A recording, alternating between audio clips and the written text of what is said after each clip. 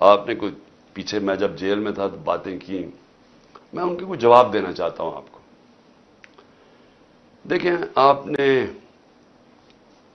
ایسی باتیں کی کہ سب سے پہلے کہا جی میں دوگلا ہوں، کہ میں ایک طرف کہتا ہوں فوج میری ہے اور دوسری طرف میں اس کی تنقید کرتا ہوں یا جو بھی برا بھلا کہتا ہوں. آپ نے کہا کبھی فوج کو دشمن نے اتنا نقصان نہیں پہنچایا جتنے میں نے پہنچایا. دوسرا آپ نے ریمارک پاس کیا. اور تیسرا آپ نے کہا کہ ہم اب کرش کریں گے ان کو. دیکھیں آئی ایس پی آر صاحب میری ذرا غور سے بات سن لیں.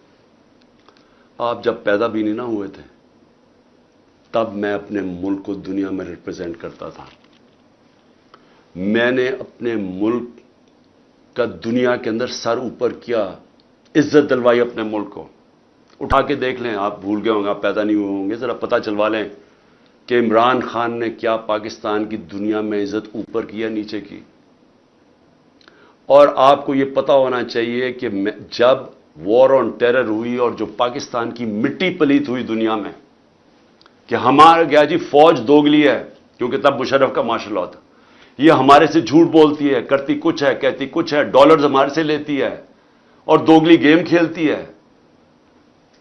ڈبل گیم، دوگلا تب نام استعمال ہوتا تھا. پاکستان کو ورڈ ہی دوگلا استعمال کرتے تھے، ڈبل گیم کا نام کرتے تھے.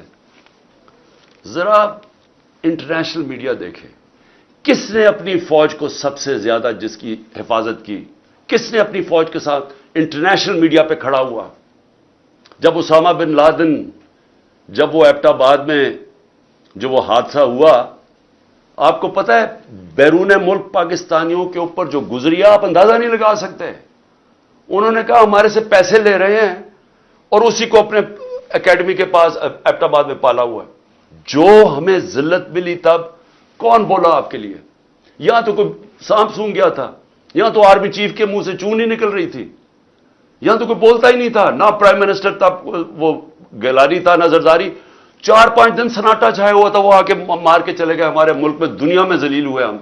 میں بولا تھا، میں ساری جگہ اپنی فوج کو ڈیفینڈ کیا ہے. میرے 3.5 سال میں دیکھیں کہ پاکستان فوج کا امیج اوپر تھا یا نیچے تھا. ذرا اٹھا کے دیکھیں، آپ کے سامنے ہے وہ. کیا فوج کا امیج اوپر گیا یا نیچے گیا؟ فوج کو لوگ پسند کرتے تھے. جب ایک آرمی چیف نے میری کمر میں تو چاقو مارا، لیکن پاکستان کے بدنام ترین مجرموں کو آ کے اوپر بٹھا دیا، تو کیا میری وجہ سے فوج کو برا بھلا کہا گیا یا اس آدمی کی وجہ سے جس نے اس نے کیا سمجھا کہ لوگ یہ بتائیں نا، کیا لوگ چونٹیاں ہیں؟ کیا لوگوں میں عقل نہیں ہے؟ کیا لوگ بیوقوف ہیں کہ جدھر آپ لگائیں گے ادھر لگ جائیں گے؟ کیا لوگ 30 سال سے ان لوگوں کو نہیں جانتے تھے؟ اسی فوج نے، میں نے اپنے کانوں سے سنا ہوا ہے، جب مجھے آئی ایس آئی نے بریفنگ دیا کہ انہوں نے کتنا، اب سے نہیں 25 سال سے میں سن رہا ہوں کہ کتنا پیسہ انہوں نے چوری کر کے ملک سے باہر لے کے گئے ہیں. کہ جی اب چائنا سے واپس آئے تو یا زرداری نے یہ ڈیل کی ہے تو فلانی پراپرٹیز.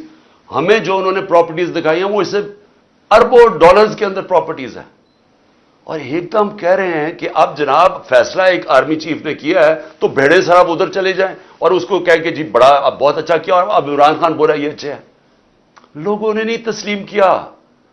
میں نے نہیں برا بھلا کہا فوج کو.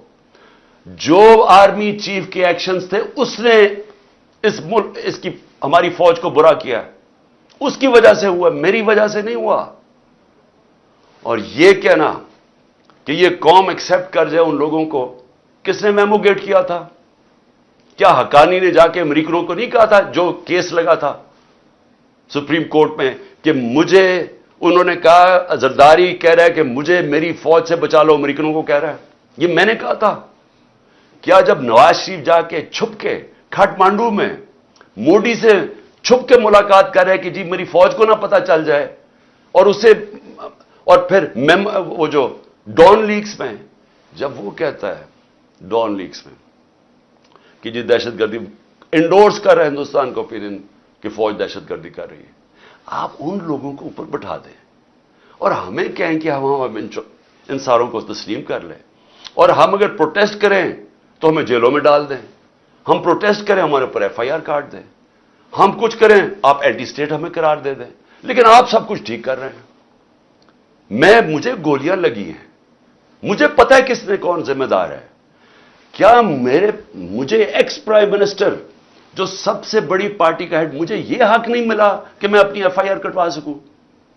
آئی ایس پی آر صاحب فرمان دے رہے ہیں کہ ہمارا تو بے بنیاد الزام لگایا گیا ہے۔ بھی آپ ہیں کون کہنے والے؟ یہ کس نے آپ کو رائٹ دیا ہے؟ ملک کا آئین یہ کہتا ہے کہ جس کے اوپر واردات ہوتی ہے اس کا یہ رائٹ ہوتا ہے ایف آئی آر کٹوانا، تفتیش ہو، پھر وہ بے بنیاد بے قصور ثابت ہو جائے، بسم اللہ۔ لیکن آپ تو بیٹھ کے فرعون کی طرح فرمان پاس کر رہے ہیں کہ جی وہ تو ہمارا، میں نے تو غلط الزام، اور یہ کہنا کہ عمران خان جھوٹ بول رہا ہے۔ آپ کو شرم آنی چاہیے ایسی باتیں کرتے ہوئے۔ عمران خان کو 50 سال یہ قوم جانتی ہے۔ اس قوم کی تاریخ میں اگر کسی ایک آدمی کو اس قوم نے سب سے زیادہ پیسہ دیا ہے، جو سب سے زیادہ خیراتی کام، وہ عمران خان کر رہا ہے۔ اور وہ کیوں دیتے ہیں؟ کیونکہ انہیں پتہ ہے کہ وہ دیانتدار آدمی ہے، وہ چوری نہیں کرتا پیسے، وہ سچ بولتا ہے۔ عدالت کے اندر جب میرا کیس لگا فلیٹ کا، عدالت نے، سپریم کورٹ نے کہا صادق اور امین ہے۔ آپ کو کس نے اجازت دی ہے کہ یہ کہنا جی جھوٹ بول رہا ہے یا دوگلا ہے؟ آپ کو شرم آنی چاہیے۔ کبھی آئی ایس پی آر نے اس طرح کی باتیں نہیں کی۔ آپ تو کود کے آگے پالیٹکس میں، آپ پارٹی بنا لیں اپنی۔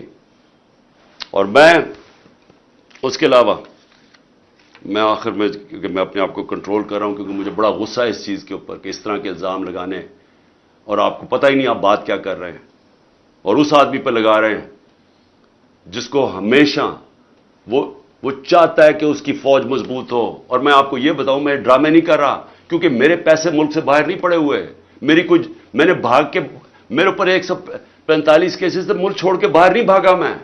میں نے یہ نہیں کہا کہ مجھے ای سی ایل پہ نہ ڈالنا، کہ میں ڈالو مجھے ای سی ایل پہ، میں جانا ہی نہیں چاہتا ملک سے باہر۔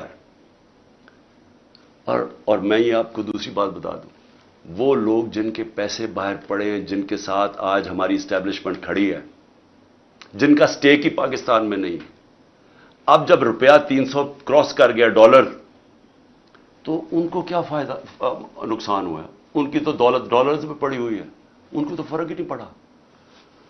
لیکن سارا تنخواہ دار طبقہ، پولیس، سرکاری نوکر، ہمارے فوجی، ساروں کو آج ان کے گھروں میں پوچھیں کہ ان کے اوپر کیا حالات ہیں۔ پوچھیں نا ذرا، ان کی بیویاں بیچاری جو بیچاری دیکھ رہی ہیں کہ قیمتیں بڑھتی جا رہی ہیں، ان کی جو، جب باجوہ نے ہماری گورنمنٹ گرائی تھی تو جو 100 روپیہ تھا وہ آج صرف مشکل سے 55-60 روپیہ خرید سکتا ہے، اس کی قیمت صرف 55 سے 60 روپے، اور اب روپیہ اور گرا ہے تو اب اور نیچے چلی جائے گی، مہنگائی اور بڑھ جائے گی۔ کون ذمہ دار ہے اس کا؟ عمران خان ذمہ دار نہیں ہے۔ آج جس آدمی نے سازش کر کے گرایا وہ ذمہ دار ہے۔ اور اگر آپ میں برداشت ہو تنقید کی، کیونکہ تنقید سے اصلاحات ہوتی ہے، آپ ایک معاشرے سے، ادارے سے، ایک انسان، آپ تنقید ختم کر دیں وہ مر جاتا ہے۔ سوویت یونین کیوں ٹوٹی؟ کیونکہ وہاں تنقید ختم تھی۔ وہاں بھی اسی طرح کے، جس طرح آپ آج حرکتیں کر رہے ہیں کہ جو منہ کھولتا ہے اس کے اوپر پڑ جاتے ہیں، وہاں بھی یہی ہو رہا تھا، وہ ٹوٹ گیا۔ جو بھی معاشرہ آگے بڑھتا ہے اس کے اندر تنقید کی اجازت ہوتی ہے۔ ہم اپنے بچوں کی تنقید کرتے ہیں، یہ میں دوگلا نہیں ہوں۔ اگر میں اپنے بچوں کی تنقید، میں ان سے پیار کرتا ہوں، اپنے بچوں سے ان کی اصلاحات کے لیے تنقید کرتا ہوں۔ یہ کوئی فرعونیت ہی نہیں ہے کہ آپ، ہماری ضرورت نہیں، ہم کوئی آپ کی کمی ہے کہ ہم تنقید نہیں کر سکتے، کہ ہم تنقید کریں گے تو جناب اب اینٹی اسٹیٹ ہو گئے، غداری کا پرچہ ہو گیا۔